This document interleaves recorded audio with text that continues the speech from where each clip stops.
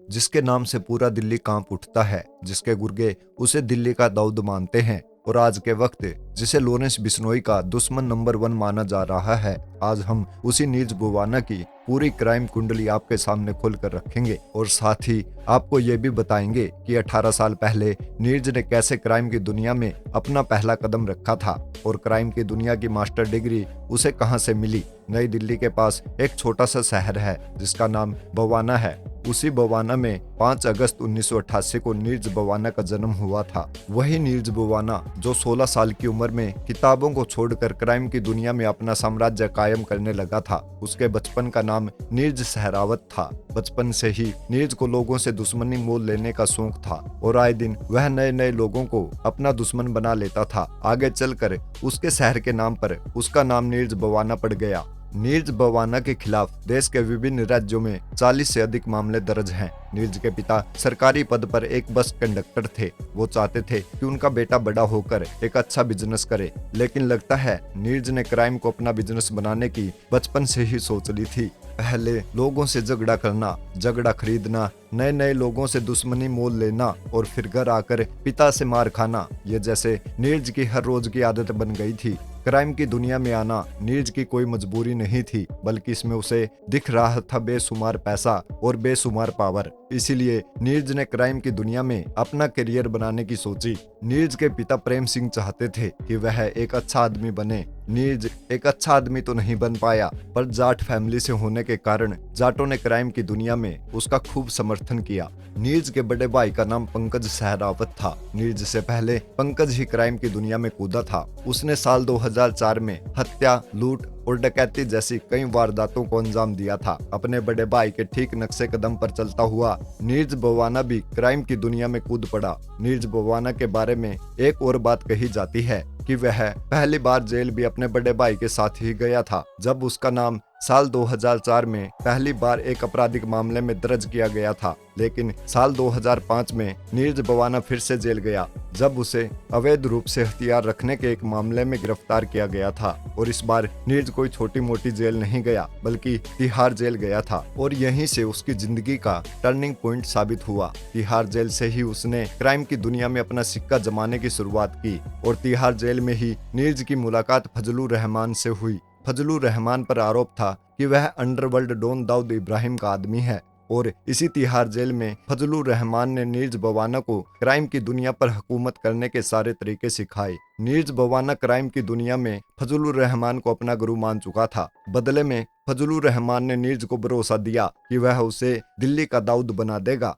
नीरज बुवाना अभी के समय तिहाड़ जेल में बंद है, लेकिन जेल में बंद होने के बाद भी वह अपने गुर्गों के जरिए अपनी गैंग को बड़े आराम से ऑपरेट कर रहा है। नीरज बुवाना की गैंग में 100 से अधिक शार्प शूटर हैं। दिल्ली और इसके आसपास के इलाकों में नीरज बुवाना के गैंग और दूसरी गैंगों के बीच कब्जे की जंग को लेकर खूनी खेल चलता रहता है।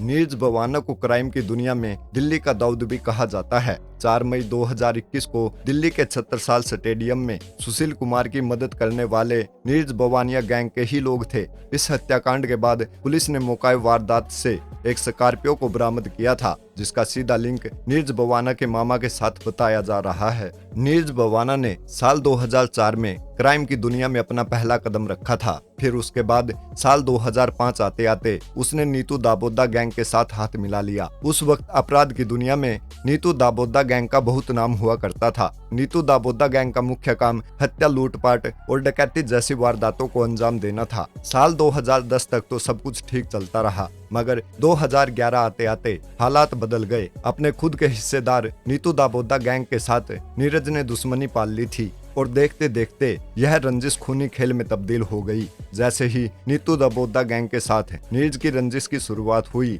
तभी नीरज ने नीतू दाबोदा गैंग के लोगों को चुन चुन कर मारना शुरू कर दिया और देखते ही देखते उसने पूरी गैंग का सफाया कर डाला। इसी बीच नीतू दाबोदा गैंग के मुखिया का भी पुलिस ने एनकाउंटर कर दिया। यानी नीरज बुवाना के रास्ते का सबसे बड़ा पत्थर अपने आप ही दूर हो चुका था। जैसे ही नीतू दाबोदा गैंग का सरगना सुरेंद्र मारा गया। नीरज बवानिया गैंग का एक तरफा राज हो गया था, जिसके बाद नीरज बवाना ने हत्या, लूट, डकैती और अपहरण का एक नया कारोबार शुरू किया। वह जिस कारोबार पर अपनी उंगली रखता था, समझिए उसका हो जाता था। साल 2014 महीना अप्रैल का था। रोहिणी कोर्ट कैंपस में ही नीरज बवाना ने प्रदीप बोला की हत्या का प्लान बनाया था। अदालत परिसर में 10 बदमाश हत्या को अंजाम देने के लिए तैनात किए गए थे। सारे शूटर अदालत परिसर में दाखिल भी हो गए थे, लेकिन पुलिस ने उन्हें पकड़ लिया। नीरज बवाना नाकाम हो गया था, लेकिन बदले की आग में वह जल रहा था।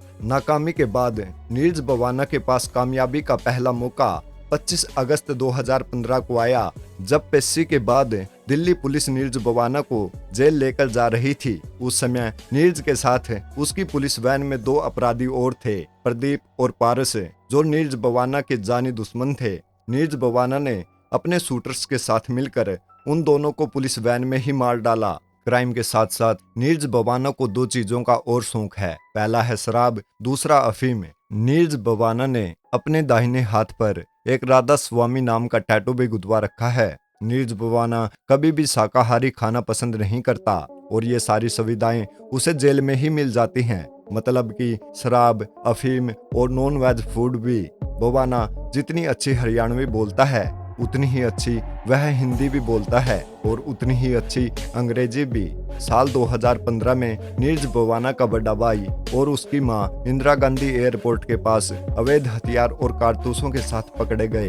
वे दोनों इन अवैध हथियारों को कोलकाता ले जाने की कोशिश कर रहे थे। सन 2019 में नीरज बवाना ने उसकी चचेरी बहन और उसके बॉयफ्रेंड की भी हत्या करवाने की कोशिश की। इस कोशिश में नीरज बवाना की बहन का बॉयफ्रेंड अमित तो मारा गया, लेकिन उसकी बहन बुरी तरह घायल हो गई। कहा जाता है नीरज बवाना दोनों के प्रेम प्रसंग से काफी ज्यादा नाराज था, इसीलिए वह उन दोनों को मरवा देना चाहता था। नीरज बवाना इस वक्त देश की सबसे सुरक्षित माने जाने वाली जेल तिहाड़ जेल में बैठा हुआ है और वह वहीं से बैठकर अपनी पूरी गैंग को अपने गुर्गों के जरिए ऑपरेट करता है। ये थी नीरज बवाना की बचपन से लेकर अब तक की कहानी।